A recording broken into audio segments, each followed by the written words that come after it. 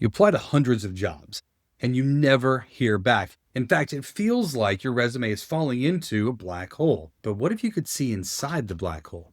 What if you knew exactly where your resume went? What if you could see what a recruiter can see when you apply for their job? Hi, my name is Jason, and I help to build the systems. I implement the systems where recruiters are looking at your resume. I want to show you a sneak peek. I want to show you inside of Workday when a recruiter gets your resume, what they see, and the decisions they make. Here we go.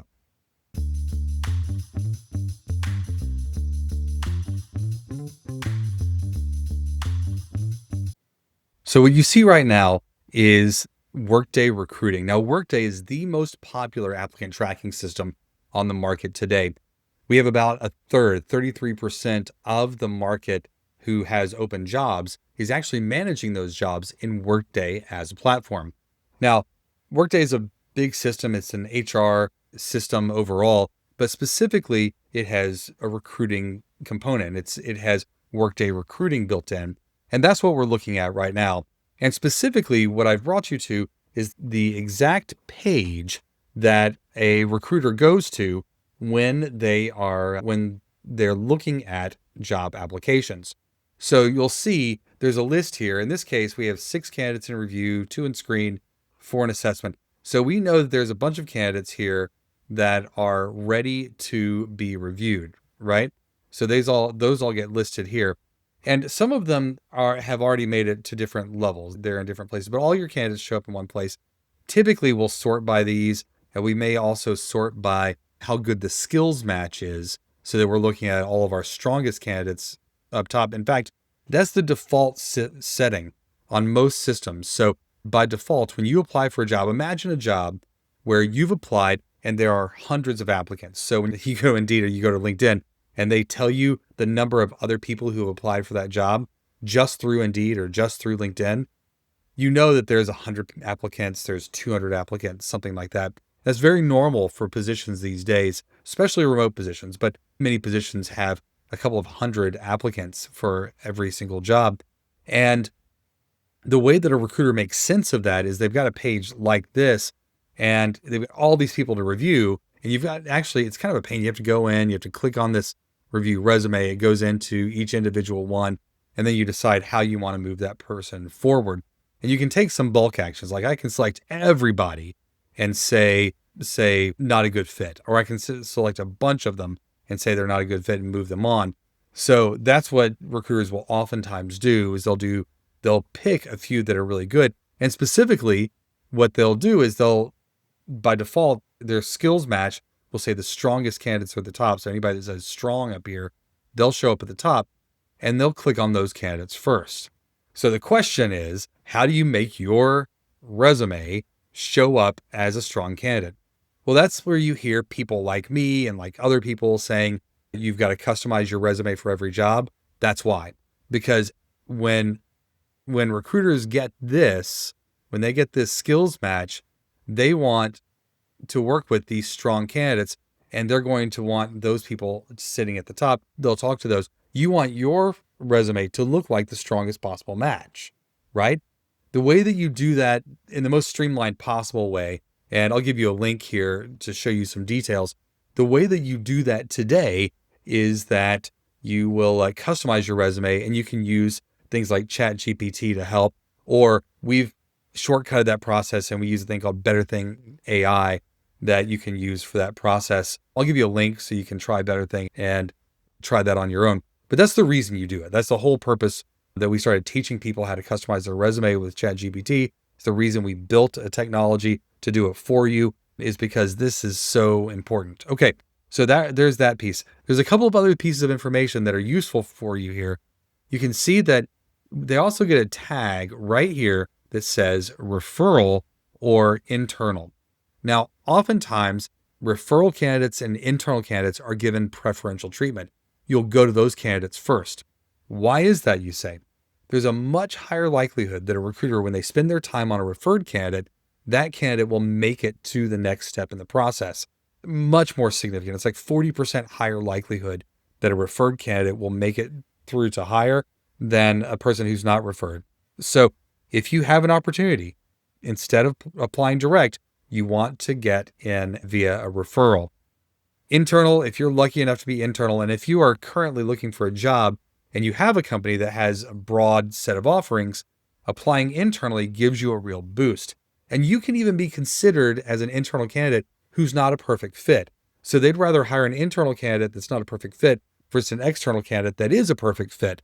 And the reason is when you hire somebody and you're hiring a domain of knowledge, you're hiring in expertise, and there are two domains of knowledge. There's the domain of knowledge that has to do with the specific job you're trying to do. And some of those things are hard to train. You need to hire someone with those skills. Think about people who are licensed or certified in one thing versus another. You want to hire those people with those licenses or certification. It's not easy for an internal person to gain those things. But if you have a person that doesn't require a license, doesn't require a certification, and they're internal, what they have is internal knowledge about how to navigate inside the system. So they'll navigate inside the system in that way. And that's a really valuable thing. So internally, you can transfer, you could go from finance to marketing, for example, and that's viable as an internal move. It's not really viable as an external move. So keep that in mind as you're looking at it. So that's interesting. We can see internals, we can see referrals, we can see how good of a match.